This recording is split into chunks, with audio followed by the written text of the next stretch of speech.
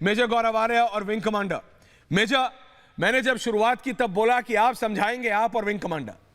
आप स्टूडियो में हैं, विंग कमांडर मेरे साथ जुड़े हुए हैं सैटेलाइट से। विंग कमांडर आ रहा हूं। मेजर, मैं आपको राजनीति में नहीं ला रहा हूं, आपको और विंग कमांडर दोनों को। मैं सिर्फ आपसे यह पूछ रहा हूं कि भारतीय सैनिक को आपने बोला कि जाके पाकिस्तान के छक्के छुड़ाओ, वो तो चला गया, वो तो अपने देश के लिए अपनी जान गंवा देगा, लेकिन आपने उसके हाथ में एक ऐसी चीज पकड़ा दी जो कि ऑब्सोलीट है, जो लोड नहीं होगी। यानी उन आप मतलब जो नए फाइटर प्लेन्स आने थे वो 10 साल का डीले, एक डेकेड का डीले। मेजर, इसका कितना नुकसान हुआ भारतीय सेना को?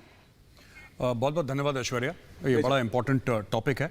मैं इस चीज में ना पढ़ते हुए कि भारत को कितना नुकसान हुआ है राफेल के, किसने पैसा खाया किसने नहीं खाया, हाँ बिल्कुल बिल्कुल आपकी बात बिल्कुल ठीक है। मैं सिर्फ एक चीज कहना चाहता हूं और मैं यहां पे कोट करूंगा भारत के पूर्व रक्षा मंत्री और बड़े रिस्पेक्टेड भारत के रक्षा मंत्री श्री जॉर्ज फर्नांडिस जी को।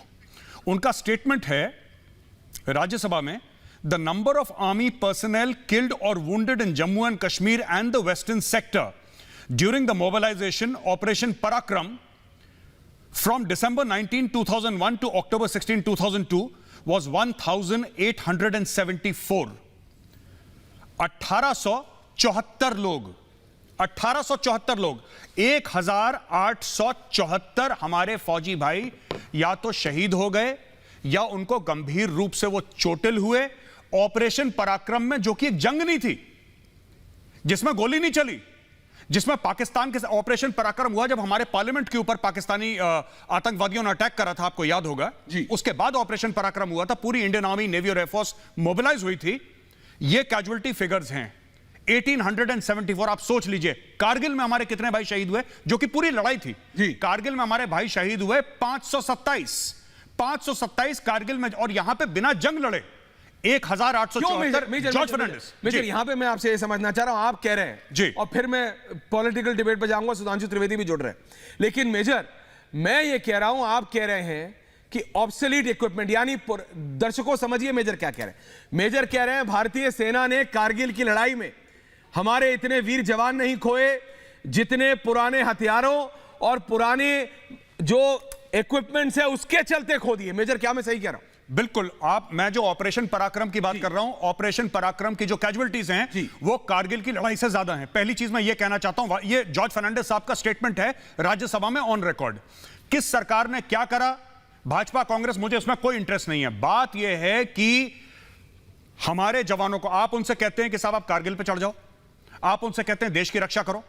मैं छोटा सा एक एग्जांपल देता हूं, इंसास राइफल है 5.56 जी बिल्कुल है। मैं कमीशन हुआ 1994 में, 1993 में हमने ट्रेनिंग करी, 94 में मैं कमीशन हुआ जी। 94 के कमीशन के बाद मैं आपको बता रहा हूं करीब 2000 के आसपास ये डिसाइड हो गया था कि वो जो राइफल है वो बिल्कुल बेकार है। हमें इतने साल हो गए, अब जाके हमारे पास राइफल्स आई हैं, अब जाके अच्छी हेलमेट्स आई हैं, अब जाके बुलेट प्रूफ जैकेट। मेरी पूरी कंपनी, मैं अल्फा कंपनी कमांड कर रहा था, मैं ब्रावो कंपनी कमांड कर रहा था, माफ करिएगा, लाइन ऑफ कंट्रोल पे। लाइन ऑफ कंट्रोल पे हमारे 120 जवान हमारी कंपनी में, सिर्फ 2 बुलेट प्रूफ जैकेट थी। क्या बात कर रहे हैं आप मेजर? दो थी और वो भी पता नहीं 18 या 20 किलो की पहन के आप चल नहीं सकते थे। आज की तारीख में हैं। मैं किसी सरकार विशेष में नहीं जा रहा, लेकिन मैं कह रहा हूं जो हथियार हम लोग खरीदते हैं अपने जवानों के लिए, राइट, और खरीदते आए हैं 70-75 साल से, वो सबसे घटिया हथियार हैं दुनिया में।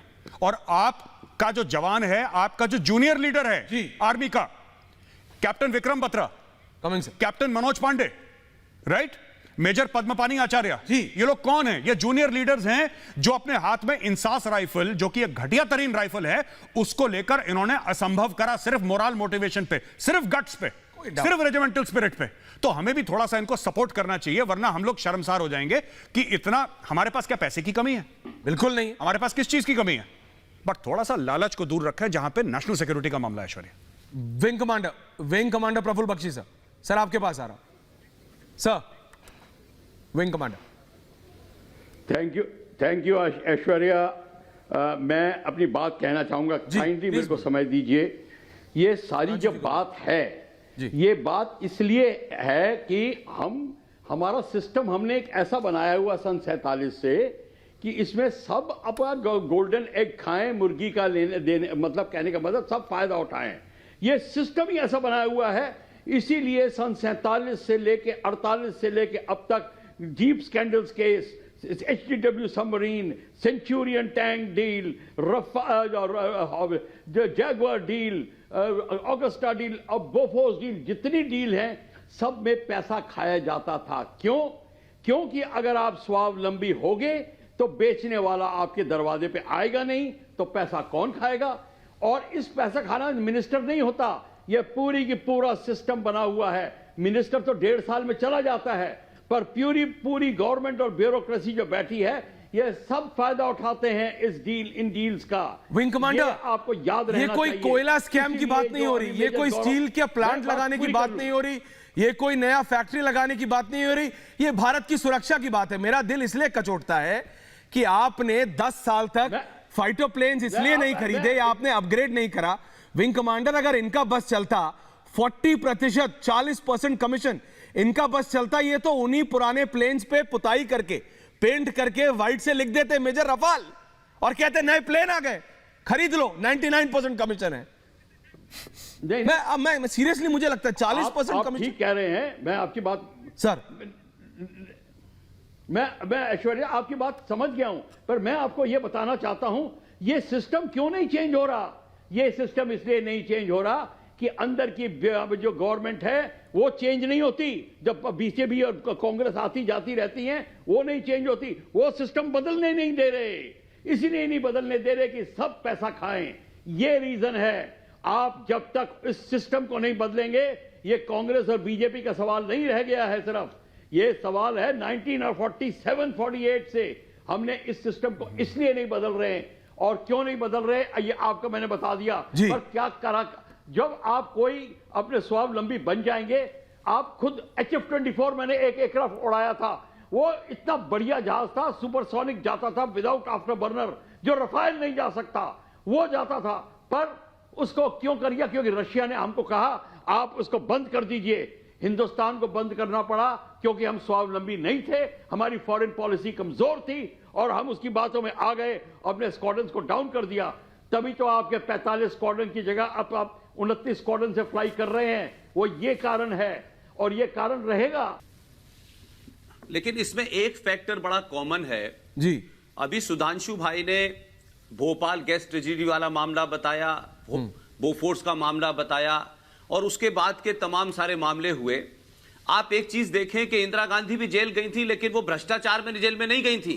सवाल यह है कि बोफोर्स की डील के वक्त कौन था और भोपाल गैस ट्रेजेडी के वक्त में कौन था और उसके बाद खेल घोटाले में कौन था, फिर 2G में कौन था और आज जो लगातार ये सिस्टम चला रहा है। ये क्या बात है कि 10 जनपद पे एक महिला जब से आई है भारत इस गांधी परिवार में, तब से ही इस किस्म के तमाम सारे घोटाले हो रहे हैं और हर चीज में कमीशन लिया जा रहा है। तो ये कोई नई बात नहीं है। आज भी देखिए कि जितने भी मामलात हैं, ये इतना बड़ा घोटाला हुआ कि चाइना से भारत का टेंशन चल रहा था डोकलाम के अंदर। एक परिवार पार्टी टू पार्टी समझौता करता है, वो देश को नहीं बताया जाता, वो देश में ये नहीं बताया जाता ये समझौता क्यों हुआ है। और उस दौरान में पार्टी का अध्यक्ष जो है उसमें जाता है, एम्बेसी में जाता है। तो ये घोटाले एक नहीं है। मैं बार बार कह रहा हूं कि इस घोटालों की जड़ में नाम तक लिया कोतरोची का, लेकिन ये तमाम सारे, जब हम कहते हैं गांधी परिवार, तो गांधी परिवार में भी एक महिला के आने के बाद से ये सिलसिला लगातार जारी है। यह महत्वपूर्ण बात है इसमें। और सबसे बड़ी बात आपने कहा कि बहुत सारे घोटाले हुए, चीनी के हुए, आटे के हुए,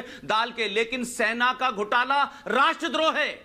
आप सेना के घोटाले करते हैं, इसका मतलब राष्ट्र की कीमत पे करते हैं, देश को बेचने की कीमत पे करते हैं। इसमें सिर्फ कमीशन शामिल नहीं है। आप भारत राष्ट्र को खतरे में नहीं डालते, बल्कि विदेशी ताकतों से सौदा करके भारत को कमजोर करते हैं। जो चाइना के साथ आपने किया, पाकिस्तान के साथ इतनी सारी चीजें हुई, लेकिन कभी आपसे युद्ध नहीं लड़ा। लेकिन अब जो लगातार हो रहा है वो इन घोटालों के मामले से, ये घोटाले नहीं हैं, ये कमीशन खोर एजेंट जो 10 जनपद में बैठा है, ये बेनकाब होना चाहिए।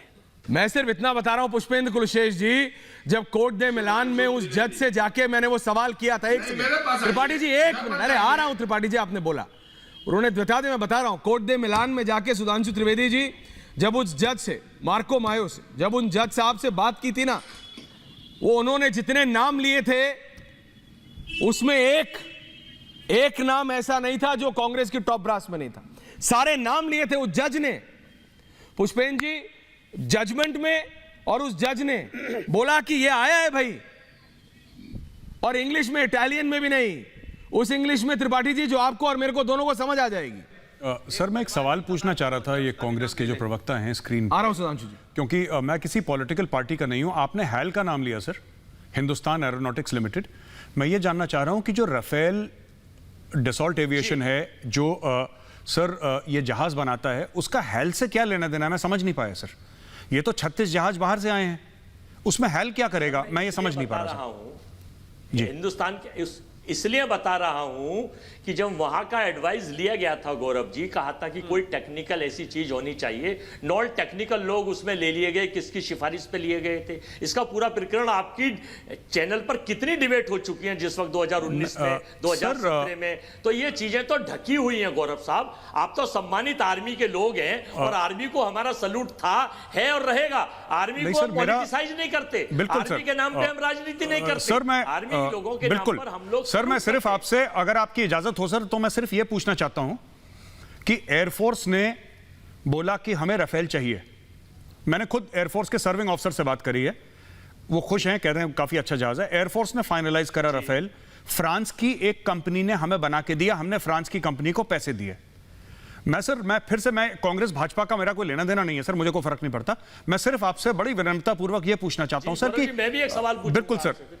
नहीं सर, मेरा डाउट है, मैं आपको ऐसा नहीं कि मैं आपसे बहस कर रहा हूं, मेरा एक जेन्युइन डाउट है और मैं बिल्कुल बड़ी विनम्रता से यह पूछना चाहता हूं कि सर इसमें हैल का क्या लेना देना है? हैल तो राफेल नहीं बनाता, राफेल तो राफेल बनाता है, इसमें हैल क्या आ गया सर बीच में? यह जानना चाह रहा था। बिल्कुल नहीं बनाता, मैं इसलिए आ गया है, राफेल नहीं बनाता। जिस वक्त टेक्निकल टी के लिए पूछा गया था कि टेक्निकल चीज हिंदुस्तान में अगर कौन है, तो हैल जो थी वो सबसे बड़ी कंपनी रक्षा से ही संबंधित थी, या वो कोई कबाड़े का काम करती थी? उसके कर्मचारी बेरोजगार। सुधांशु त्रिवेदी कुछ बोल रहे हैं। नहीं सर, सुधांशु त्रिवेदी ये अभी एक्सप्लेन नहीं कर पाएंगे, अभी फंस गए। अब दूसरी मनोजीत दा आ रहा हूं, मैं जानता हूं नहीं आ पाया। गौरव जी विवेक जी आ रहा हूं। क्या अजय जी रिलैक्स, मनोजीत मंडल को डालिए उधर और उधर सुधांशु त्रिवेदी जवाब दे रहे हैं। लिया गया नहीं लिया गया जी? दोबारा बीजेपी ने जी बताइए सर, दोबारा पूछिए सर, माफी चाहता हूं, सुन नहीं पाया, दोबारा पूछिए। आदरणीय गौरव साहब, आप आर्मी के सरपरस्त हैं, कमांडर इन चीफ रहे हैं। मैं पूछ रहा हूं कि पहले क्या 516 में राफेल का सौदा नहीं हुआ था कांग्रेस के टाइम में? सुधांशु जी आ रहा हूं सर। ये और फिर ये 1600 में क्यों लिया गया? एक सीधा सा सवाल हिंदुस्तान के 136 करोड़ लोग पूछ रहे हैं जी। बीजेपी के आईटी सेल और सरकार ने तो जो करा वो छोड़ दीजिए जी। उसका ये कारण है सर आप बताएंगे? जी, उसका ये कारण है कि जो पहले 126 फाइटर प्लेन का सौदा करा था सर, वो उसमें काफी ऐसे सिस्टम्स नहीं लगे थे जो एयरफोर्स ने रिपोर्ट दी है सर, जो एयरफोर्स ने रिपोर्ट दी है पार्लियामेंट ने। यानी कि आपको उसमें एवियोनिक्स भी लगाने हैं, आपने उसमें इलेक्ट्रॉनिक स्वीट भी लगाना है, आपने उसमें मिसाइल साइलोस भी लगाने हैं, आपने 50 चीजें उसमें ऐसी लगानी है जिसके बिना वो फाइटर प्लेन सिर्फ एक ओला या उबर की टैक्सी बन के रह जाएगी।